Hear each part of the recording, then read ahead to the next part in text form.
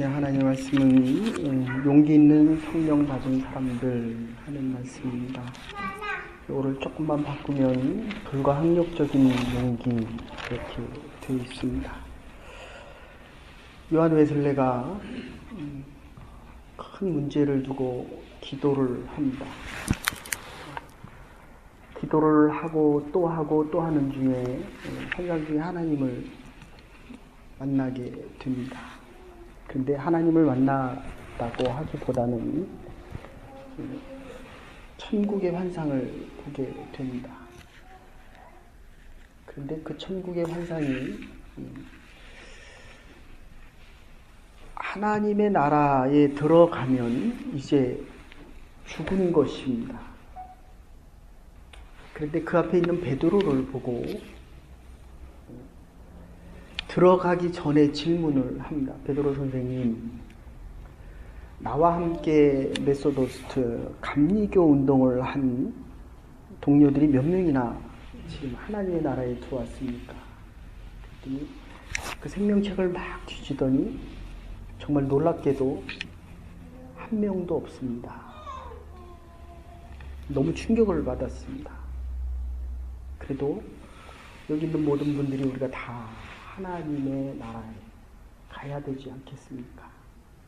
그러니까 하늘나라에 갔을 때 사람들이 많이 놀랜답니다. 내가 와 있는 게 놀래고 그 사람이 안 와 있는 것을 보고 놀래고, 그리고 전혀 생각지 못했던 그분이 와 있는 것을 보고 놀래고. 다시 물어봅니다. 칼빈의 5대 강요를 가지고 그리고 장로교 운동을 했던 장로교인들은 몇 명이나 있습니까? 또 한참 책을 뒤지더니 한 명도 없습니다. 너무 충격을 받았습니다. 더 충격받았습니다. 그래서 이제 세 번째 질문을 합니다. 그러면 캐톨릭 교인들은 몇 명이나 와 있습니까? 또 막 보더니 대답을 합니다. 캐톨릭 교인도 한 명도 없습니다. 너무 큰 충격을 받음과 동시에 또 한편으로는 좀 화가 나서 다시 질문을 합니다. 그러면 이 천국엔 도대체 누가 옵니까? 그때 베드로 선생님이 웃으면서 이 천국은 거듭난 사람들, 성령 충만한 사람들, 거듭나서 성령 충만한 사람들이 오는 곳이 천국입니다. 예수 그리스도를 주로 고백하면 이것은 성령이 아니고는 불가능합니다. 인간들이 살아가면서 가장 큰 고민을 두 가지로 하는데, 하나는 죽음에 대한 고민입니다. 죽음에 도달하면 누구든지, 그리고 이제 100세 세대다라고 얘기하지만 어쨌든 70이 되면 살 날보다도 산 날이 더 길기 때문에 죽음을 준비해야 되는데, 그것은 마지막이 아니라 영혼에 대한 시작이 돼야 합니다. 죽는 것을 두려워하고, 또 하나가 있다고 한다면 이 죄에 대한 문제. 내가 잘못해서 학교에서 오라 그래도 이게 내 죄 아닌가 이렇게 생각을 합니다.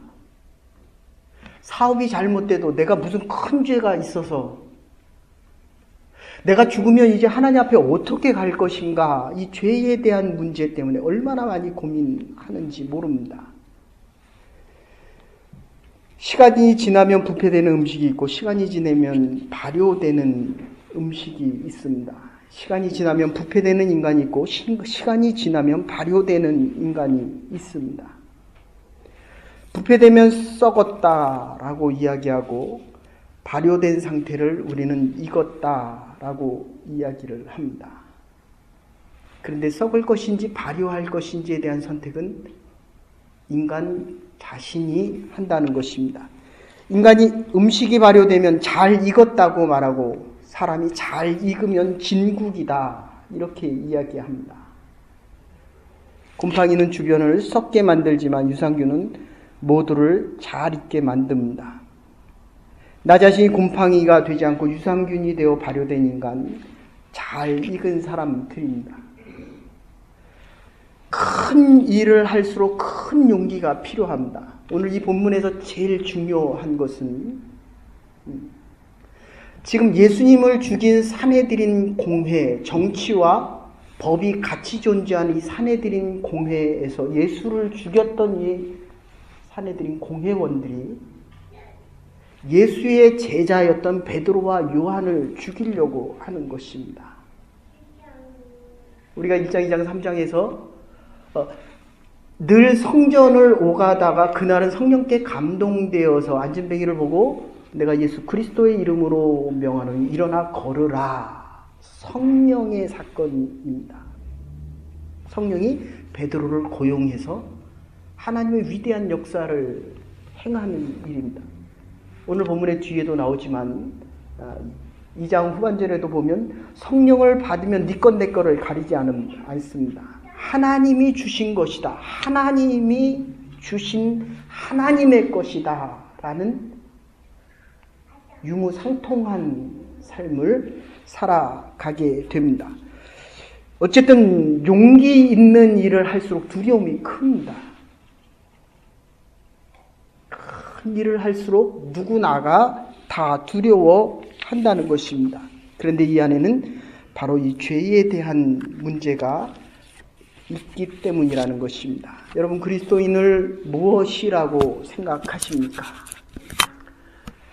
많은 사람들이 예수님을 배운다라고 생각을 합니다. 그리고 진리를 배우고 가치관을 배우고 세계관을 배우고 많은 귀한 교훈을 예수로부터 배운다, 공부한다라고 생각하는 분들이 있습니다. 조금 더 나가면 예수님을 따르는 사람들이 있습니다. 예수를 따르면 복도 받고 출세도 하고 성공도 하고 무엇인가 예수로부터 권력도 얻고 예수로 인하여 내 소원을 이루어 보려는 예수를 따르는 사람들이 있습니다. 그런데 이것은 예수를 믿음으로 중생된 사람들은 아니라는 것입니다. 지금 이 구원에 대한 문제는 중생에 대한 문제입니다. 비보너 어게인입니다. 다시 태어난 것입니다. 땅에 있는 사람들은 땅의 것을 가지고 하늘로 가려고 하지만 이 중생된 사람들, 구원받은 사람들, 믿음의 용기를 갖는 사람들은 하늘로부터 온 성령으로 인하여 하늘의 새로움으로 인생을 시작하는 사람들을 이야기합니다. 성령으로 중생된 사람들을 이야기합니다. 하나님으로부터 온 믿음을 믿는 사람들입니다. 하나님의 말씀을 들으면 믿어집니다. 하나님의 말씀이 주의 날 주의 전에 선포되어질 때 아멘 하고 마음으로 받아들일 수 있는 사람들, 이게 바로 중생된 사람들입니다. 성령을 믿을 때에 하나님의 말씀이 믿어진다는 것입니다. 중생하여 순간순간 주의 음성을 들을 때 주의 말씀을 따라 살아갈 수 있고 좀 더 나아가면 이 말씀을 받아들일 때마다 충만한, 성령 충만한 삶을 살아갈 수 있게 된다는 것입니다. 성령 충만하게 되면 그리스도를 주로 고백하게 되고 주의 영에 이끌려 살아갈 수 있는 삶이 된다는 것입니다. 그래서 톨스토이는 이런 이야기를 합니다. 인생 존재의 참 비결은 살아 있다는 사실이 아니라 무엇을 위해 살아야 할지를 아는 데에 있다라고 이야기합니다. 성령이 나와 함께 있을 때 내가 그리스도 안에 있게 됨을 알게 됩니다. 성령 받은 사람들의 특징은 첫 번째로 내가 그리스도 안에 있고 그리스도가 내 안에 있는 것입니다. 그리스도를 배우고 그리스도로부터 뭔가를 얻으려고 가는 사람들이 아니라 내가 그리스도 안에 있고 그리스도가 하시는 그 일을 내가 하는 것입니다. 제가 전에 섬겼던 교회는 영사관, 한국 영사관 앞에 교회가 있었습니다. 그런데 영사관 안에만 들어가면 범죄자라도 케네디안 경찰이 와서 구금을 하지 못합니다. 한국의 법을 적용하기 때문입니다. 사랑하는 여러분, 우리는 이 땅에 살지만 성령 받은 자, 거듭난 자들이기 때문에 성령의 인도하심 속에서 내가 그리스도 안에 있고 그리스도가 내 안에 있는 것입니다. 여러분의 자녀들을 어떻게 생각하십니까?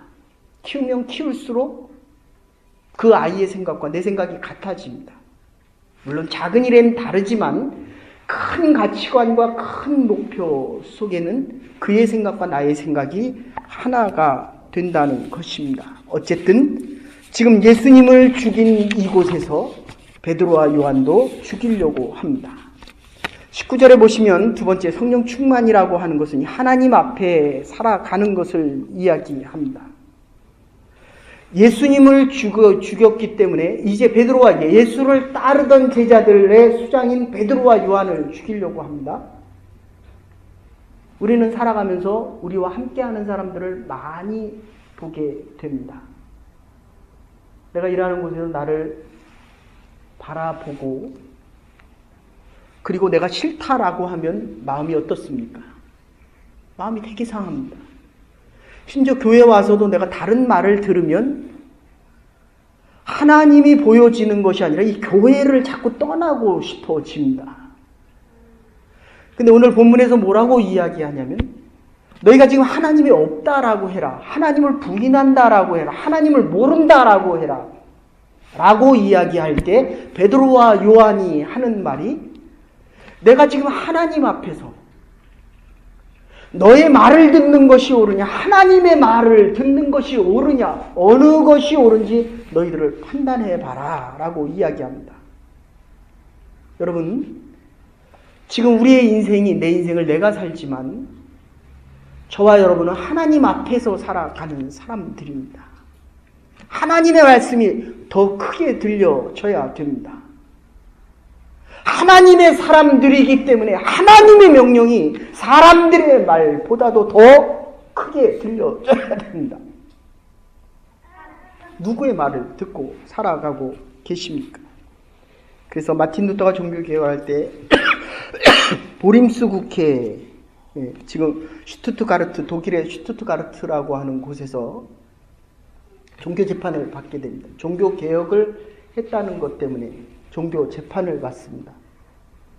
그가 그때 했던 유명한 말이 있습니다. O God, here I stand. 하나님, 내가 하나님 앞에 있습니다. 종교 재판에서 나를 죽이려고 하는 이들의 앞에 있는 것이 아니라 내가 지금 하나님 앞에 있습니다. 스테반이 순교할 때도 헬라파 유대인들이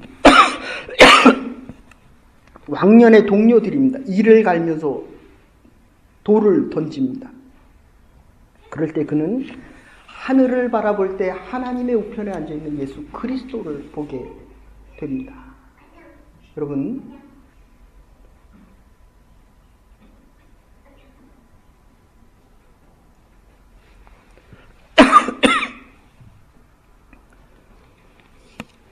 하나님을 바라보면 그가 나를 욕을 해도 스테반을 향해 돌을 들어 쳐도 스테반이 하나님을 바라보면서 정말 평안한 마음속에서 빛나는 얼굴을 가지고 주의 품에 안기는 모습을 보게 됩니다. 저와 여러분들은 하나님 앞에서 살아가는 하나님의 사람들입니다. 이것을 성령 받은 사람들이다. 독일의 신학자 몰트만이 생명의 셈이라고 하는 책에서 생명의 영에 사로잡히게 되면 개인의 모든 삶이 카리스마적인 체험이 있다. 여기서 카리스마라고 하는 것은 은혜적인 것을 이야기합니다.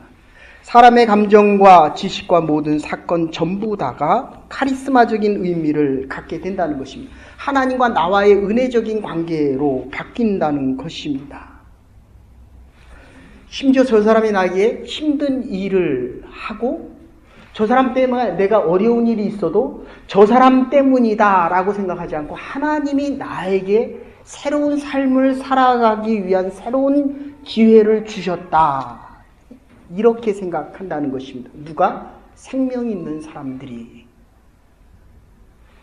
거듭나서 하늘에 성령의 힘과 능력을 가지고 살아가는 사람들이, 성령 충만한 사람들은 부활하신 예수 그리스도의 생명력을 그대로 체험하고 살아갈 수 있다는 것입니다. 예수님께서 십자가에 달려 돌아가시고 죽으셨다가 부활하시고 승천하셔서 다시 오신 주의 영으로 오신 이 성령의 힘과 능력 가지고 살아갈 수 있다는 것입니다. 그렇기 때문에 안진뱅이가 일어나는 표적과 기적을 행할 수 있다는 것입니다. 사랑하는 여러분, 저와 여러분들의 삶이 이 땅에서 살아가는 것 같지만 거듭나신 분들, 주의 영이 우리와 함께하면 성령께서 우리가 해야 될 일들, 우리의 능력 밖에 있는 일들을 바로 이 성령이 행하신다는 것입니다. 베드로와 요한이 안진뱅이를 보고 지나갈 때 주의 영이, 성령이 이렇게 이야기를 하는 것입니다. 너 왜 지금 가만히 있느냐? 내가 너에게 준 이 능력을 한번 행해 보라는 것입니다. 그럴 때 믿음의 능력이 생겨서 내가 너에게 명하는 나사렛 예수 그리스도의 이름으로 일어나라고 외치는 것입니다. 이게 성령 받은 자의 능력입니다. 내 능력이 아니라 성령께서 너를 고용하면, 우리를 고용하면 그때 필요한 일들을 행할 수 있는 믿음의 사람들, 하나님께서 우리를 통하여, 나를 통하여 부활하신 예수 그리스도를 드러내고 싶어 하십니다. 저와 여러분들의 삶이 성령 충만한 인생들이 되어서 하나님의 역사를 이루어가고 하나님의 이적과 기적에 쓰임받는 믿음의 사람들과 하나님의 교회가 될 수 있기를 주의 이름으로 축원합니다. 하나님이 하시는 것입니다. 성령을 통해서 부활하신 예수 그리스도가 이 땅에 다시 오셔서, 세 번째는 이렇게 이야기합니다. 성령 충만은 과거의 어둠으로부터 벗어나는 것입니다. 지금 베드로가 성령께서 이렇게 자기를 지명해서 하는 것을 보고 감격스러워합니다. 어떻게 나를 고용하고 나 같은 사람을 고용하고 어떻게 나와 함께 역사하는가에 대한 의심과 질문이 있습니다. 허물이 많은 나 같은 사람, 나약한 나, 어지러운 과거. 사도 바울 역시 똑같이 얘기합니다. 나는 죄인의 개수고 나는 교회를 핍박했던 사람이고 나는 내 삶이 어지러웠던 삶, 세상과 함께 살아갔던 삶을 어떻게 나 같은 사람을 주께서 고용하시냐 하는 것입니다. 그런데 중요한 것은 주님이 십자가상에서 나를 용서하셨습니다. 저와 여러분을 용서하셨습니다. 하나님이 나를 용서하셨는데 내가 살아가면서 문제될 것이 무엇이 있느냐 하는 것입니다. 그러면 내가 다른 사람을 미워할 수 없다는 것입니다. 나를 좀 더 부정하고 나를 좀 더 낮추면, 그러면 나의 과거에 대한 문제는 더 이상 문제가 되지 않습니다. 과거로부터 출애굽을 할 수 있다는 것입니다. 지금 이 베드로의 모습을 보면 어두운 과거를 가지고 있습니다. 얼마나 무식했냐 하면 아예 그람마가 없습니다. 그람마타라는 용어를 씁니다. 무식해도 정말 무식한 겁니다. 여러분 한번 옆에 계시는 분들은 당신은 왜 그렇게 무식합니까? 절대로 그 다음에 얼굴 쳐다보지 않습니다. 이게 지금 베드로의 모습입니다. 그 자리에서 예수님을 3번 부인하고 예수님이 이 사내들인에서 심판받을 때 멀리 서서 3번을 부인했고, 그리고 갈릴리 아주 촌동네의 사람이었던 이 베드로를 지금 주님이 택하시는 것입니다. 자기를 부정한다는 것이 얼마나 어렵습니까? 나의 과거를 보면 정말 나약하고 무지하고 무능하고 예수님을 또 부인하고 정말 잘못된 일을 얼마나 많이 행합니까? 그런데 이 성령 받은 사람, 성령의 힘은 과거를 묻지 않습니다. 여러분, 그래서 관상 같은 거 보지 마십시오. 관상은 과거의 것을 축적하는 것이고 과거에서 과거만 이야기합니다. 근데 이 기독교, 특히 이 성령은 우리의 현재 모습을 과거와 끊을 뿐만 아니라 미래를 약속하십니다. 이게 하나님께서 우리에게 성령을 통해서 주시는 말씀입니다. 그래서 오늘 붉은 이 다 감사드리세, 마르틴 링가르트가 지은 독일 목사님입니다. 17세기에 유럽에서 있었던 이 흑사병 때문에 이분이 거의 12시간, 16시간 동안 50명을 장사합니다. 하루에 50명을. 자기 아들도 흑사병으로 죽었습니다. 수백 명이 마을에서 죽어나갑니다. 제가 계산해 보니까 15분에 한 번씩 장례식을 치른 거가 되더라고요. 그럴 때 이분이 한 얘기가 감사하다. 우리는 작은 것 가지고도 원망하지 않습니까? 성령 받은 자들의 특징은 우리에게는 과거가 없기에 이제는 하나님이 약속한 부활한 예수 그리스도를 하나님의 나라에서 맞이하는 그 생명된 하나님의 영광과 능력을 받을 수 있는 그런 믿음의 사람들이기 때문에, 성령 받은 자들이기 때문에 감사할 것밖에 없다는 것입니다. 과거를 보면 원망하고 불평하고 죄 가운데 잡히게 됩니다. 그러나 이 성령 받은 자들 감사할 수밖에 없다는 것입니다. 그래서 보네포의 독일 신학자가 기독교인과 비기독교인들의 가장 간단한 구분법은, 기독교인들은 범사에 감사하지만 하나님을 모르는 세상의 사람들은 원망과 불평을 한다고 이야기합니다. 이것을 넘어서는 자들, 이 땅에 살지만, 육체는 이 땅에 속하지만 우리의 마음과 영혼은 영원한 하나님의 나라를 향하여 가는 성령 충만한 삶을 살아갈 수 있는 자들, 이것을 그리스도인이라고 이야기를 합니다. 충만한 감성과 충만한 의지, 합리적으로 이해하고 아무것도 모르지만 하나님이 주시는 용기 속에, 그리고 용기 있는 지식 속에서 오늘 13절에 보시면 지탄 없이 말하더라. 여러분, 용기는 환경과 관계가 없다는 것입니다. 아무리 못 배워도 하늘의 지혜가 함께하면 능력 있는 말들과 행동을 할 수 있다는 것입니다. 로마 카타콤에서 죽어가는 그리스도인들이 불렀던 노래입니다.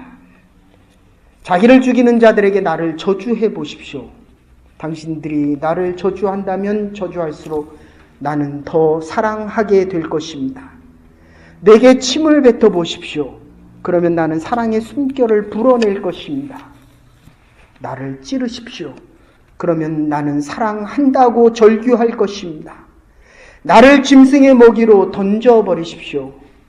그러면 나는 사랑의 제물이 될 것입니다.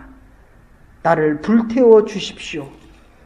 그러면 나는 사랑의 열기로 당신의 증오로 가득한 마음을 녹일 것입니다. 이순신 장군이 명량의 전에서 마지막으로 그렇게 이야기합니다. 죽고자 하는 자는 살 것이요 살고자 하는 자는 죽을 것이다. 12척밖에 안 남은 그 배를 가지고 200척이나 넘는 왜구들을 맞설 때 했던 이야기합니다. 그러나 우리 그리스도인들은 살기 위해 죽는 것이 아닙니다.